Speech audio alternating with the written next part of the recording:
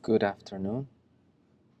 Welcome everyone. It's great to see this place full of students. We greet you all. We greet all our U-ERRE, UNID, and ESALUD students, all special guests who had the opportunity of coming today, the public in general, and those who are with us virtually. We also send you greetings. We appreciate the presence of our Dean Angelica San Marcos and the director of this university, Jesus Barraza. We are also very pleased with the 19th World Summit of Nobel Peace Laureates, held as part of the World Values Meeting in our city, for the ease provided to carry out this event. In celebration of the 55th anniversary of our university, we're pleased to welcome today the 2011 Nobel Peace Prize laureate, Tawakkol Karman. Welcome.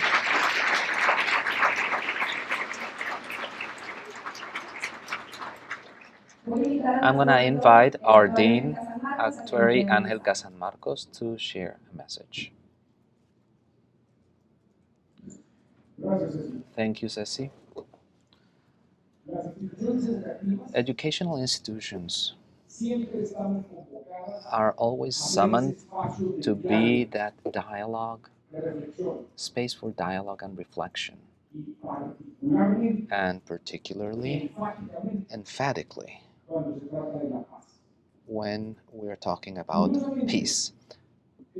Curiously enough, this educational institution, Universidad Regiomontana, who's celebrating its 55th anniversary today, was created to solve, to face a need of peace in our Monterrey. It was 1968, where student unease, social unease, and therefore peace unease, put the viability of our city at risk. And as a response of peace, Universidad Regiomontana was born. And today, what an enormous privilege in these 55 years of having Madame Karman, 2011 Nobel Peace Prize laureate. It's a pleasure, and this is U-ERRE.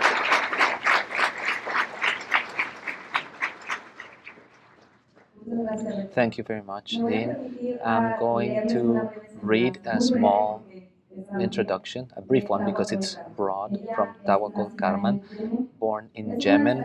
She is a prominent journalist, activist, and human rights advocate.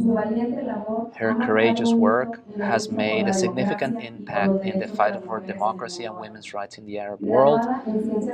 A graduate in political science from the University of Sana, Karman became a leading figure in Yemeni journalism and politics. In 2005, she founded the organization Women Journalists Without Chains, which advocates for freedom of expression and the empowerment of women in a context of repression and censorship. The global recognition of her work came in 2011 when she received the Nobel Peace Prize for her brave activism in the struggle for social justice and human rights in Yemen. This award highlighted her commitment to promoting democracy in a country amid political turmoil and conflict. She played a crucial role in the Arab Spring, mobilizing thousands of young people and citizens in peaceful protest against the authoritarian regime. Her leadership not only contributed to press a political transition in Yemen, but also inspired similar movements in the region. Additionally to her activism, she's worked internationally to promote freedom of press and human rights, participating in global forums and collaborating with different non-governmental entities. Her life and work are exemplary of the courage and determination needed to fight for justice in adverse circumstances. Today, she remains an influential voice in the defense of democracy and peace, challenging societies to reflect on the value of these principles in the building of a more equitable and free future. And today, it's a great honor to welcome here in Universidad Regiomontana, the laureate Tawakkol Karman. Welcome.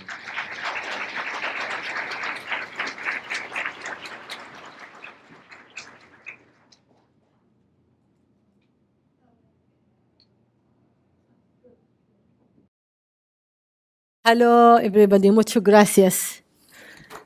Let me take off this so I can speak with you. I'm so happy to be here in Mexico. I'm so happy to be here in Monterrey for the third time. I love Mexico very much. I love this important city. And I always say that people in Mexico and youth especially can make a lot of great things in their country and all around the world, because I met a lot of young, brave students, women and men. Do you understand English, all of you? Or do you have translation? So good. So she asked me to give just my speech to be just for 10 minutes. Then we will open the discussion. So we are here in Montero as one of the great cities of the Mexico, and which is known about, its industrial field, and one of the most important economic cities, or the most important economic cities in the region. And we are in Mexico as one of the most important also economic country, and one of the most important country in the world.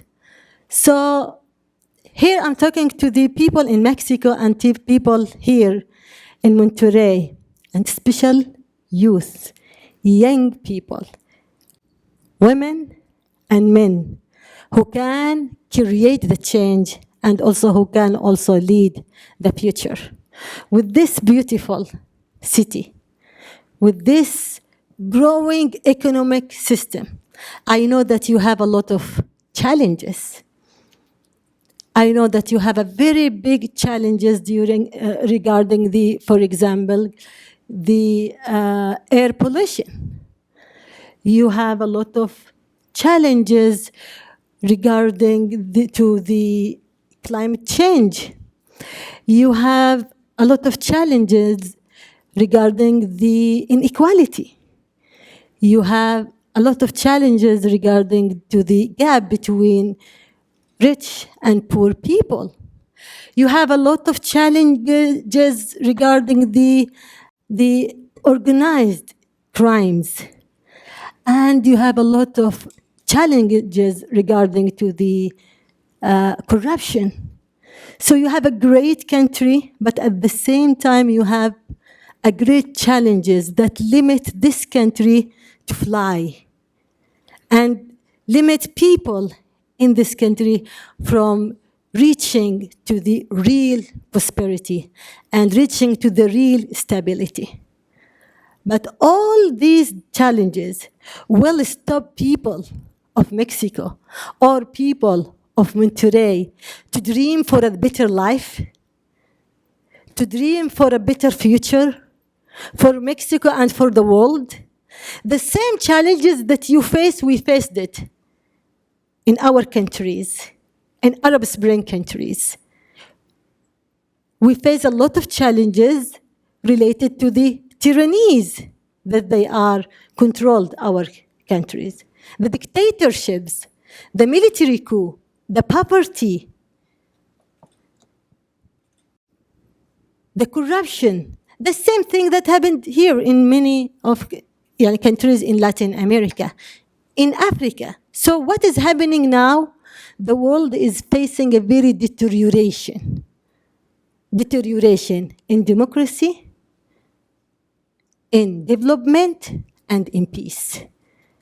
We are now facing an escalating wars and conflicts around the world. We're witnessing it in Ukraine. We're witnessing it in Gaza, in Palestine. We're witnessing it in my country, Yemen, in Syria, in Sudan, in a lot of countries in Africa that faces now military coups. So with all these challenges, we shouldn't think that these challenges, something can or has the ability to stop us from dreaming, to stop us from believing on ourselves that we can face these challenges and we can solve these problems. And this is your responsibility as a youth, as a young people who belong to the current and the future. If you didn't feel yourself that as the one who is responsible for making change, the one who is responsible for creating change, if you didn't be proud of yourself and feel that you should be bold, brave, fearless, and a big dreamer. If you didn't do all of that, that means the situation will be as it is, or we will witness more deterioration in it. So always believe in yourself. Always say that I will do something and I can do it. And we can discuss how can we do it? How can you do it? Now, we are witnessing a very big crime against humanity. A genocide is happening now in Gaza, in Palestine. We people should stand with people in Gaza and Palestine. And this genocide should stop now. Palestinian people has the right for self-determination. And this continuous killing should stop now. And the war criminals should face justice and should be tried in the International Criminal Court. The same thing in Ukraine, the daily killing there. In my country, now, who is now controlled by the Houthi militia supported by Iran, and who controlled our country by racism. It's part of the country, not all the part of the country, but a very important part of the country with violence, with racism, and Yemeni people are really brave enough to continue their battle for freedom, for democracy, for rule of law. In front of these militia, and also in front of the dictators. And this is what we are doing every day in Arab Spring countries. Students like you, the same age of each of you, went and still are struggling in the street for freedom, democracy, rule of law, and equality. Those students didn't give up, never give up, and will not give up.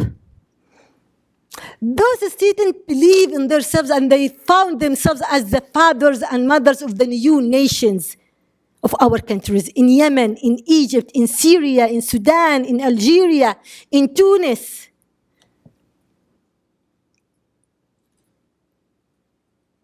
So those students went to the street and decided to die peacefully in front of all the violence tools of the dictators or of the counter-revolution after that. They committed to the peaceful tools. They still, regardless all the violence that is committed by the counter-revolution and by the countries and the dictators and their alliances. Yes, some countries enter to the violence as a tool for the revolutionary people for protecting themselves, but I encourage you to commit to non-violence and don't give up on believing in this tool. So we need you to save this country. It's a great country. We need you as a great future leaders, and as a great responsible of this current, and you have also to lead this current, for making change, for refusing any kind of power abuse in your society, either from parties, governments, or from the international companies, the multinational companies that came to the Latin America to steal the wealth of people. And that's the same thing in our countries, in Africa. And the same thing, you have to do a lot of innovations, a lot of initiatives to stop this pollution of the air pollution. You have it. You have many, you are clever enough to create innovations for this thing and to create initiatives. And also to fight corruption, to defend on human rights, to stop killing women. And this is a very important thing that is happening in many parts of the Latin America. Femicide. So I encourage you, young people, women and men, to believe in yourself, and also not young people, all the people here. Don't stop dreaming. Don't stop dreaming. Don't stop believing in yourself. Don't underestimate yourself. Dream big, bold, and fearless. Believe in yourself and believe in your society. Always be in the front line. Always be in the front line. At that time, you will witness hundreds, thousands, million people will follow you in your noble cause. Thank you so much.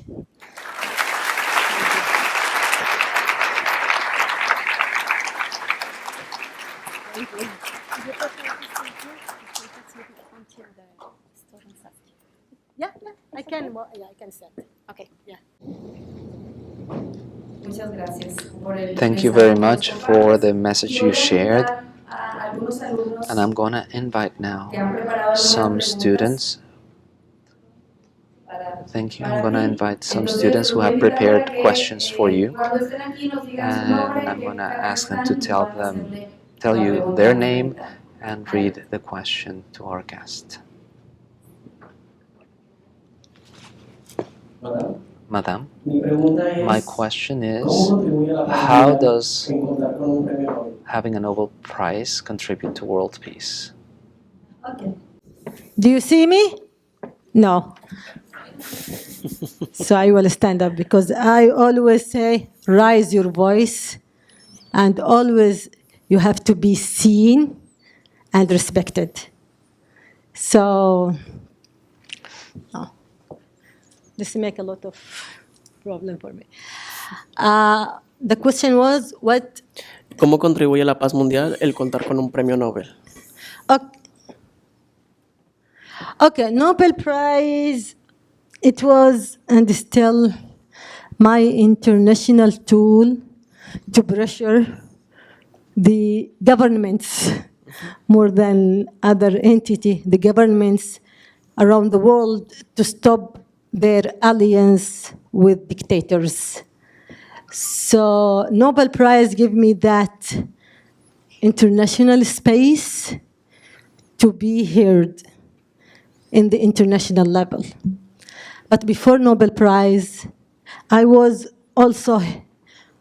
heard by the Yemeni people and also international organization as a revolutionary woman, as a woman who refused injustice, who refused corruption, and who refused terrorism. So as Nobel Prize gave me more ability, but at the same time give me more responsibility. People in my country and around the world are waiting a lot for me to save the world problems, but I never complain. I say, and I still say, yes, I can. And I will be able to do that with people like you. with students, with young people, with people who believe on the cause that I am fighting for. So I'm happy that I carry this great prize, but also I am more happy before because I am a Yemeni woman who stand in front of the dictator and told him to leave. Yeah. Thank you so much, madam.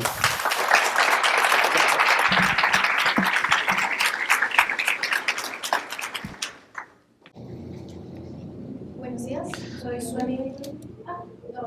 How can I say wait in Spanish? Espera. Espera. Soy aquí Granados, estoy en la carrera. I am studying lo que es la licenciatura de Derecho. law. My question is, nosotros como My question is, estudiantes, we as ¿cómo students, podemos how sumarnos a la can we lucha join contra la the fight discriminación? against discrimination? You can.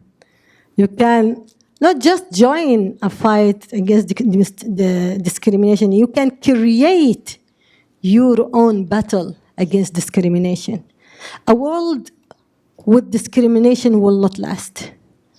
If we want to save this world, we have to start from the point that we fight discrimination. All kind of discrimination, all kind of discrimination. Discrimination based on race, discrimination based on religion, discrimination based on sex, discrimination based on economic situation. So all kind of discrimination, we should fight it. And the one who really is very capable to lead this kind of fight, of struggle, is young people. Especially the young people belong to this era, the 21st century. Especially the young people who lives in this bliss, in this gift of the technology revolution, who inside the social media.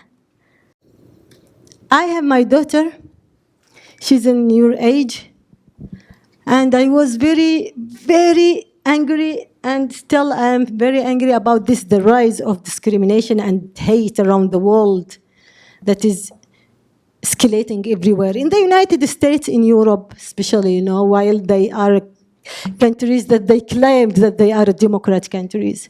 So I was very angry, very worried, and was thinking, how can we stop this hate campaign? My daughter, she's in your age, she told me, 3 years old, he said, Mama, don't worry. Don't worry. It will end, because we are the generation who really hate discrimination. If you enter to the TikTok, if you enter to Facebook, if you enter to YouTube, if you enter to all social media, you will see a real new generation who love each other and who giving shit to all the hate speeches that came from the eldest. So, and I really believe in her. And this is what is happening now when I saw a lot of people around the world in your age defending on Palestinian right for their freedom, while it wasn't right before like that.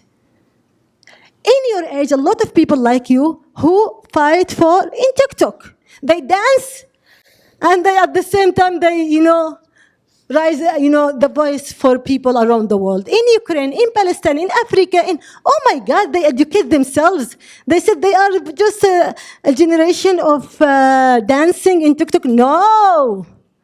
They are a new generation that really care about their future. So you have a lot of tools. And the biggest army, the biggest weapons that you have is your page in the social media. It's the streets, it's your education, it's your university, it's your connection with people around the world. So don't let those those people who spread hatred around the world to decide your future or the future of your kids. Don't let them. Don't let them. Those people should be on the margin of the history. You are the one who should create the current, the future, and also create the history. So I am so satisfied. I'm so confident that the new future that will led by those people like you here in the Mexico, in every part around the world. I just came from South Africa. Oh my God, amazing young people there. In the US, the same thing. The people who demonstrate against the right of immigrants, the people who raise the flag of Black Rights Matter, it's young people like you. The same thing in Europe. The young people who stopped the wave of the right wing in Britain or in France is young people like you. So you have to be very brave and very participated in the matters of your countries. Don't say that, oh, it is not my affair. Oh, it is not, I don't care. No, you should care. Even if you study medicine, even if you study engineering, if you study anything that it doesn't relate it directly to human rights. No, every field is related to human rights. Every field is related to politics. Everything is related to social life. So you have to help your society. Fight poverty, fight inequality, fight corruption, fight organized crimes, fight air pollution and global warming. And at the same time, be a smart and strong student in your field. Be a president of the Mexico. Be president of your I don't know, I start to lose my English, of your media platforms, of organization, of everything. Participate in the political parties. Lead new political parties. Always consider yourself as a leader who can do a great change in your society. Thank you so much. Yeah.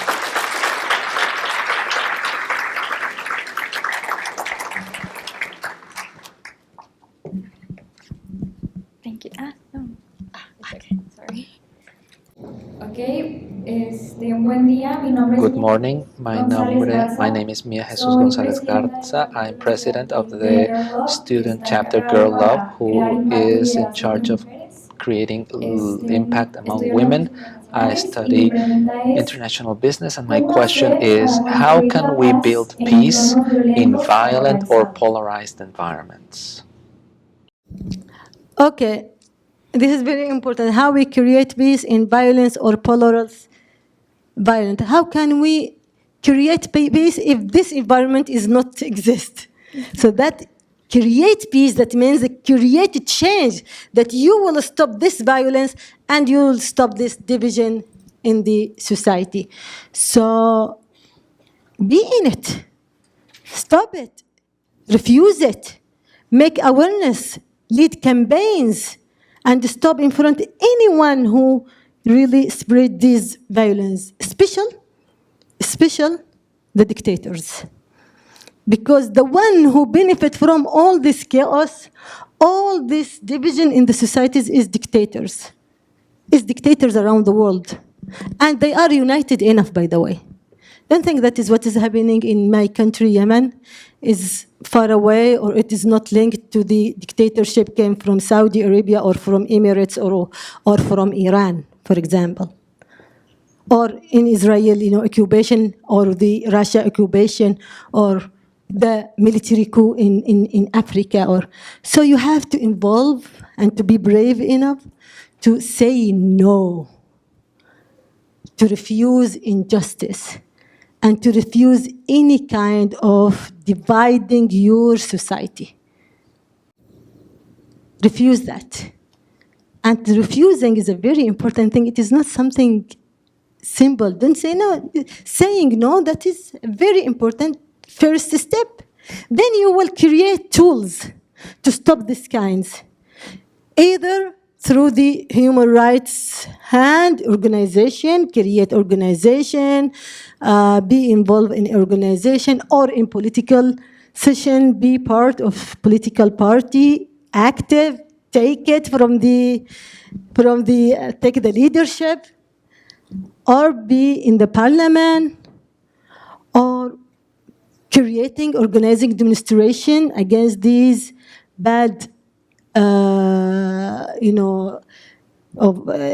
methods, or creating your own business that will help people. So, what can I say? Create your own project. It's very important for every one of you to be successful in his and her life. It's very important to build your new foundation in medical, in business, in media, in human rights, in anything. Build it or participate in any other, but also be so strong in it to create change and be the voice of people. Listen to them. Be so close to them. So close. Be their voice at the same time. Listen to their voice and be their voice. Don't let them down. And always create the initiative. Create it, lead it, and be in the front line, as I said before. So don't just give lectures, which is very important, but when you call people to do something, you have to participate with them in the action. And before all of that, you have to dream. You have to dream. So it starts from dreaming, because when you start from dream, that means that you believe that you will achieve something. That means that you ignored and escaped all the hopeless feeling, all the frustrating feeling. Dream is the first and last solution. Dream and dream and dream. Dream big and believe in your dream. This is very important, and this is what I witnessed it. This is what I actually practice it. When I was a young lady in my hometown, dreaming to do something very big, and they told me, "What is your dream?" And I told them, "I want this dictator to leave out. I want to push this dictator to step down from his authority." When I was very little, young lady. That was my dream. This dictator should leave the authority because my country deserves a better life. Because he is the reason of all the collapse in my country. They were laughing at me. They said, "Oh my God, what kind of?" I said, "Yes, I will do that. And I will convince Yemeni people to go to the street peacefully for this mission." They said, "You are crazy. Yemeni people will not follow you. It's an armed society with more than 70 million pieces of weapon, and they will not believe you." I told them, "You will see." They arrested me, and I didn't give up my dream. They threatened me. I didn't give up my dream. They tried to kill me. I didn't give up my dream. Not just my dream on myself as a leader that will convince my people to go against this dictator, but also my dream that this society that you see that it is a poor society, unarmed society that will not follow. No, I was believing them, and really, really, as I always said, I saw the moment that millions of Yemeni people will go to the street and demonstrate against the dictator, and that is exactly what happened. So dream and achieve your dream by action. Okay? Thank you so much.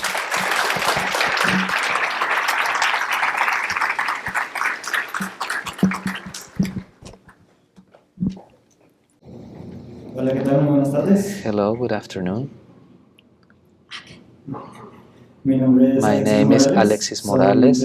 I am president of the Mechatronic Engineer chapter. My question is, what is your perception or opinion on democracy in Latin America? Oh, okay. In Latin America or in America? America Latin. And okay, in Latin America. I hope that the democracy will prevail everywhere because it's really under great threat. Even in your neighborhood, that they said they are the oldest democracy in the world, United States.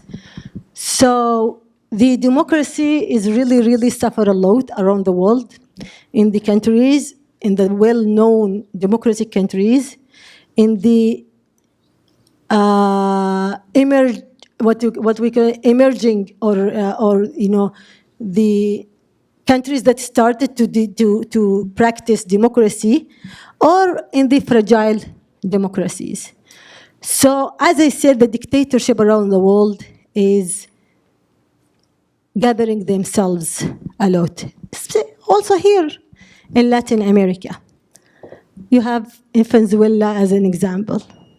So there is a very big challenges, and the democracy itself also needs something to empower it, which is you young people, should work on it very much. As I said before, that you face a lot of challenge regarding the corruption. And this corruption lead to the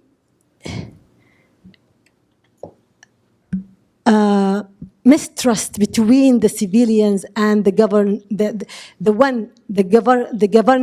or the governors that they elect, or lead to the mistrust or misconfidence in the democratic institutions. And you shouldn't fall in this hole, because the problem is not with democracy. The problem is with practicing quarter democracy or half democracy. It is with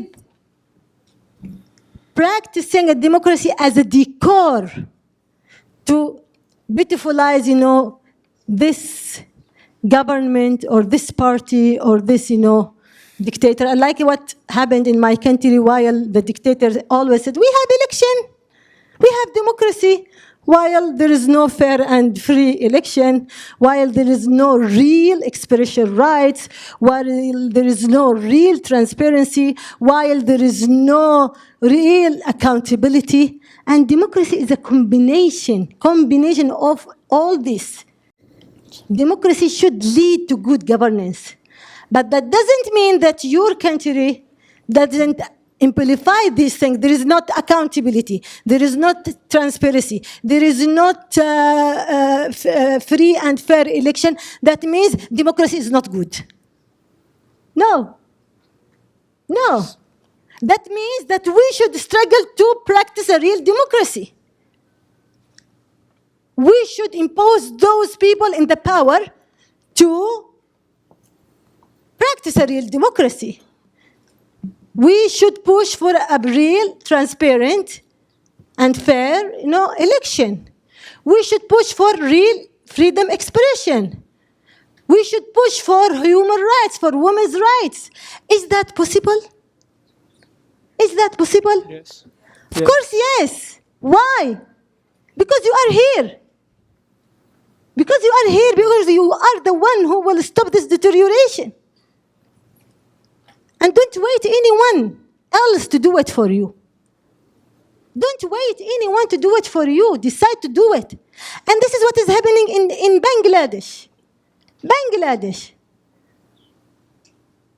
With that country, it is like democratic, and it's return to a dictatorial system with just an image of democratic election, while it is not. But the one who make the change is students like you. who refuse to continue the brutality. And the same thing if you read the history of the students around the world. So do you think that you students can stop the organized crime here in the Mexico? Yes or no? Yes. Yes. Do you think that you students can be able to stop corruption in Mexico? Yes. Yes. Do you think that you students can stop the human rights violation in Mexico first and in all Latin America? Yes. Yes. So decide to do it for your country, and otherwise, all the generations after you will suffer. But absolutely, one of the generation will stop this madness. Decide. You will be the generation. You will take this bride, or new generation will take it. For me, I decided to belong to that generation. I decided this is my time, and I will make the history. And this is exactly what I did. And yes, we still suffer. We didn't make the solution when we pushed the dictator to resign. Oh my God, we face a lot of problems, a lot of chaos, a lot of revenge from the dictator system and from the counter-revolution countries who were and still afraid from democracy to prevail. Okay. We still, the wars that you heard about, it's a result of the revenge of the counter-revolution.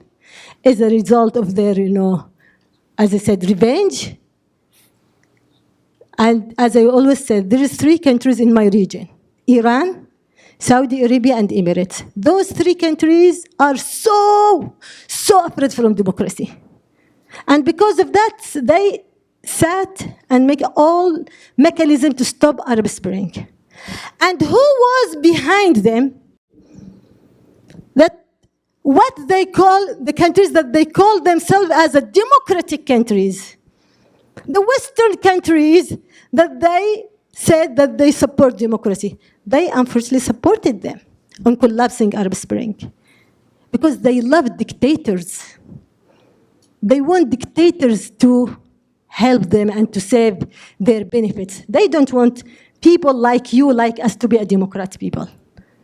They think that democracy is something just belong to their countries. And we should tell them no. And here I'm talking about governments, not people, not ordinary, the governments, policymakers. So we will create the comprehensive democracy. And we will not give up our believing in democracy and don't allow anyone, because this happened now. People said, no, democracy is not a good tool, so let's find another way. What is the other way? Dictators? Authoritarian regimes? There is no other way. No other ways. So the only solution is to make a comprehensive democracy that guarantee rule of law, that guarantee accountability, that guarantee free of expression, that guarantee transparency, that guarantee all human rights values. Okay. Thank you very Thank much.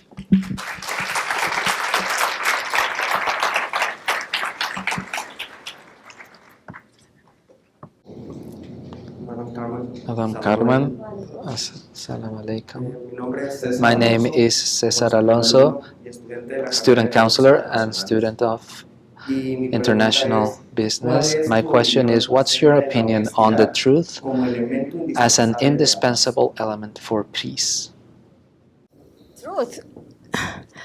We are now in the great battle for truth. Truth as a value, because now with all this spread of social media, there is another thing which is the spread of misinformation and disinformation. And this misinformation and disinformation attack the truth. And it's a very big challenge, especially with the AI and with the new technologies. So we have at the same time, of practicing our right of expressing our voice through these social media outlets, we have at the same time, we have to immune ourselves from the disinformation and misinformation. So this disinformation is also the resource of, dividing the societies and the world. So it's a very big battle. And the first step is for you who use these platforms. You have to be skeptical of every resource. You have to find the truth. Don't accept any information to come you and to shape your vision. No, educate yourself and be skeptical. And at the same time, there is many things, related to the social media, big tech companies, many things. And I am member of the oversight board of the Facebook and Instagram. We have a lot of things to make pressure on them to don't let this kind of disinformation or misinformation to spread. And one of these things that also make this disinformation and misinformation spread is, the fake accounts, which is, the organized campaign that spread this kind of information. And there's many people who use it, but the most important entity who use this organized campaign and fake accounts, for me, in our side, is the authoritarian regimes. Use this, we call them electronic flies. Does electronic campaign to destroy the truth, to destroy the credibility of human rights activists, of their opinions, of the journalists, of etc., etc. So there is a very big truth battle, and we have, all of us, should search for the truth and should protect the truth. And the most important thing, it's regardless the social media, when the disinformation spread from those governments, like the biggest lie in the world of the chemical weapons in Iraq that United States used for justifying their occupation and destroying Iraq. So this kind of lies, you people, you students should stop and tell them you are liar. You are liar. And the same thing with the people who are in Palestine now. More than 40,000 women, more than 40,000 citizens of Palestine. Most of them are women and children being killed in this ugly war. Yes, we are against what happened in the October 7, but at the same time, that is not justified the genocide that happened there. More than 100,000 wounded people there. All the schools, hospitals,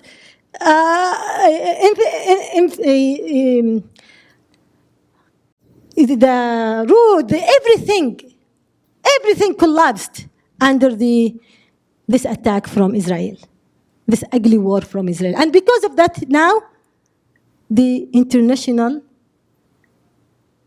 Justice International Court are working on the file against Israel for accusing it of committing genocide. The same thing with the International Criminal Court, because people like you saying the truth. And the same thing what happened in Ukraine.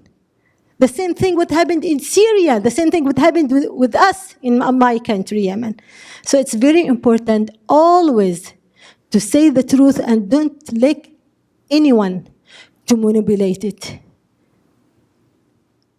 You have to be the one who say the truth, and always remember when you enter to the internet, be skeptical. Search and search and search until you find the truth. Don't accept the flow of information that's targeting you and your consciousness. and your values. Okay? Thank you so much. Shukran. Gracias.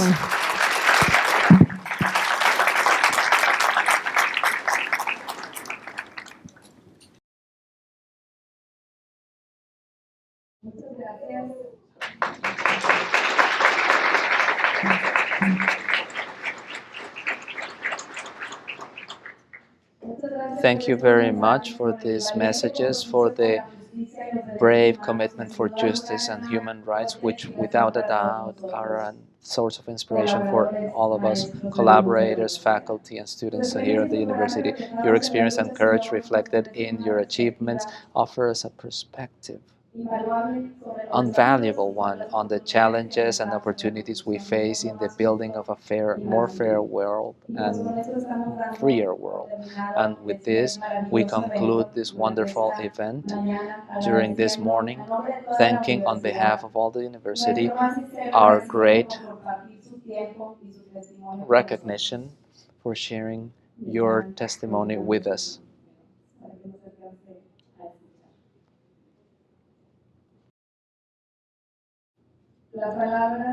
Your words, the words that you've shared with us, have resonated deeply in all of us and have left us with a lasting impression on the power of democracy and freedom in the search for global peace. The presence of Madame Karman today has been a powerful reminder that in spite the fact of the world, the road to justice can be hard, every one of us has a role to play. With this, we reiterate our gratitude and a big applause for our guest.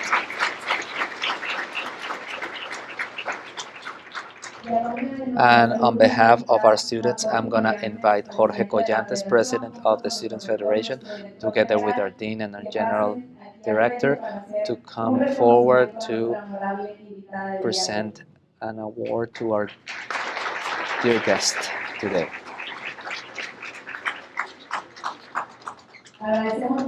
We thank Madame Karman in sharing her story and knowledge with us. We hope this experience has been as significant for her as for all of us. Again, thank you for your contribution, for her valuable sharing of values. Everyone else, you will see a QR code so that you can share your opinion and comments on this event. All of them are very important for us. With this, we appreciate your attendance and we conclude the event. Thank you very much.